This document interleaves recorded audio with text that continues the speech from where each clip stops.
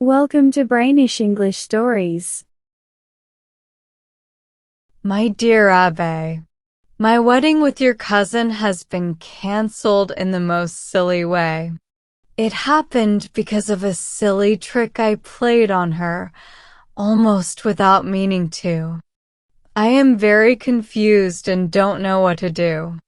That's why I am writing to you, my old school friend. Maybe you can help me. If you can, I will thank you forever. You know Gilbert, or at least you think you know her. But do we ever really understand women? Their thoughts, ideas, and beliefs always surprise us. Women often think in ways that are hard for us to understand. Their opinions change quickly, like leaves blown by the wind. Your cousin, as you know, is very religious. She went to school with the white, or was it the black, ladies at Nancy. You know this better than I do. But maybe you don't know that she gets very excited about other things, too, just like she does about religion. She gets happy or angry very quickly, and she changes her feelings just as fast. She is a true woman, or more like a young girl. She is very emotional and very charming. You know she is pretty, but she is even more wonderful than I can describe. We got engaged, and I loved her very much. I still love her, and she seemed to love me, too. One evening, I got a message saying I had to go to Cologne.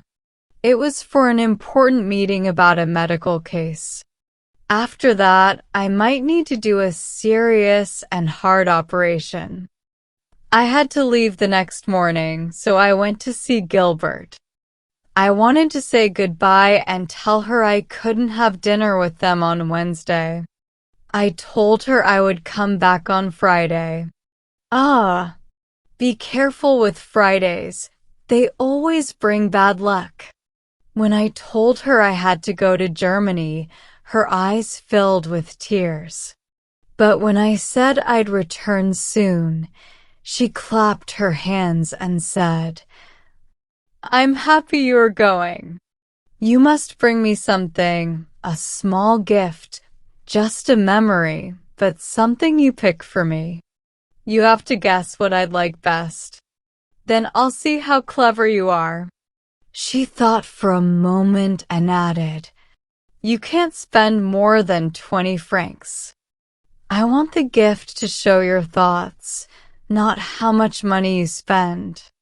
After another short silence, she said softly, looking down, "If it costs you no money and is something creative and beautiful, I will kiss you." The next day, I arrived in Cologne. I was there because of a terrible accident. A family was very sad and hopeless, and I had to do a difficult operation. They let me stay in their house. In fact, it felt like they locked me in because I only saw people crying. Their loud crying almost made me deaf. I operated on a man who was almost dying. He was very weak and almost passed away while I worked on him. I stayed with him for 2 nights. Finally, I saw that he might survive, so I left for the train station. But I made a mistake with the train times and had to wait for 1 hour. While I waited, I walked around the streets, still thinking about the sick man. Suddenly, a man came up to me. I didn't know German, and he didn't know French, but I understood that he was selling religious items. I immediately thought of Gilbert. She loved religious things so much, and this was the perfect gift. I followed the man to a shop. The shop sold holy objects, and I bought a small piece of bone. The man said it was from one of the 11,000 virgins. The relic was inside a beautiful old silver box, which made me choose it. I put the box in my pocket and went back to the train station, then to Paris. When I got home, I wanted to look at the gift again. But when I took it out, the box was open and the relic was gone. I searched everywhere in my pocket and even turned it inside out. The small piece of bone, which was tiny like half a pin, had disappeared. My dear Abbe, you know that I don't have strong faith. But you, as my good friend, are kind and patient. You let me believe or not believe in my own way. Like you, I don't trust these shops that sell second-hand holy objects. So, I wasn't upset about losing the relic. Instead, I found another small piece of bone, which looked the same. I carefully placed it in the silver box and went to see Gilbert. When she saw me, she ran to me with a big smile. She looked excited and happy. "What did you bring me?" she asked. I acted like I forgot about her gift. She didn't believe me and kept asking me to give it to her. She even begged. When I saw how curious she was, I gave her the silver box. "A relic." "Oh!" "A relic," she cried. She kissed the box with so much love that I felt bad for lying. But then her happiness changed into worry. Her face showed fear. She looked into my eyes and asked, "Are you sure this is real?" "Absolutely sure," I said. "How can you be so sure?" she asked. I was stuck. I couldn't tell Gilbert that I had bought the relic from a man on the street. That would ruin everything. What could I say? Then, a wild idea came to my mind. I said in a quiet and mysterious voice, "I stole it for you." Her eyes grew big with surprise and happiness. "Oh! You stole it? Where?" she asked. "In the cathedral, right from the shrine of the 11,000 virgins," I replied. Her heart beat fast with excitement. She whispered, "Oh, did you really do that for me? Tell me everything." I had no choice now. I couldn't take back my words. So, I made up a story, adding a lot of details to make it sound true. I told her I had paid the cathedral guard 100 francs to let me walk around alone. I explained that the shrine was being repaired and that I found it empty because the workers and priests were having lunch. I said I had removed a small panel and taken a tiny piece of bone, so small, from among many others. I even mentioned how many bones there must be from the 11,000 virgins.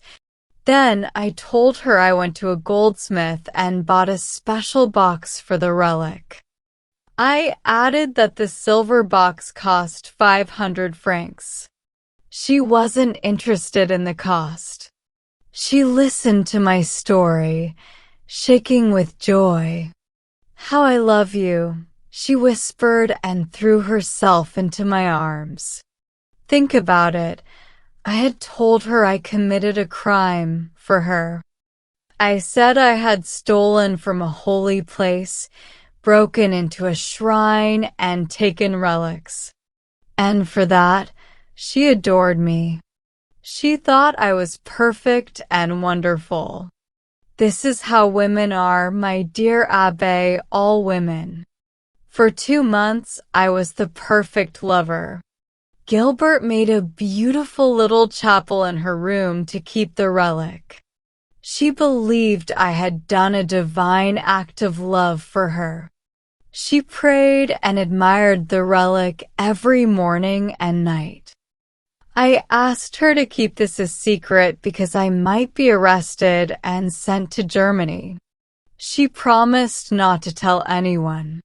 But then, at the start of summer, she wanted to visit the cathedral in Cologne. She begged her father until he agreed to take her, but she didn't tell me about it. You know, I had never seen the inside of the cathedral. I had no idea where the shrine of the 11,000 virgins was. I don't even know if such a shrine exists. A week later, I received a short letter. It ended our engagement. Then, her father wrote to explain. When Gilbert saw the shrine, she realized my story was a lie. She asked the keeper if anything had been stolen. He laughed and said such a crime was impossible. She finally understood that I hadn't stolen anything. From that moment, I was no longer good enough for her. I hadn't done the brave and sinful act she admired so much. I was forbidden from seeing her. I begged and apologized, but nothing worked. She wouldn't forgive me. I was heartbroken and became sick with grief. Last week, her cousin, Madame d'Arville, who is also your cousin, sent me a message. She said I could win Gilbert back, but only if I brought her a real relic of a virgin and martyr. It had to be certified by the Pope. I feel desperate and don't know what to do. I'm willing to go to Rome if needed, but I can't just meet the Pope and explain this embarrassing situation. Besides, I don't think ordinary people can get relics. Can you help me? Maybe you know a cardinal or a French church leader who has a relic. Or perhaps you have one in your collection. Please help me, my dear Abbé.